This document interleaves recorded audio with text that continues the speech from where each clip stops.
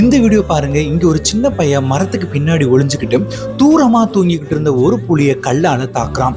அந்த கல் புலியோட வாய்ப்பகுதியை பயங்கரமா தாக்குது. அதனால அந்த புலிக்கு பயங்கரமா வலி ஏற்படுது. எதுக்குடா அந்த கல்லு நம்மள தாக்குச்சுன்னு எதுவுமே தெரியாம இருந்ததுனால அது பக்கத்துல தூங்கிக்கிட்டு இருந்த அந்த புலிய வம்புக்கு இழுக்குது. ரெண்டு புலியுமே அடிச்சுக்கிட்டு ரத்த ஆறுல மிதக்குதுங்க.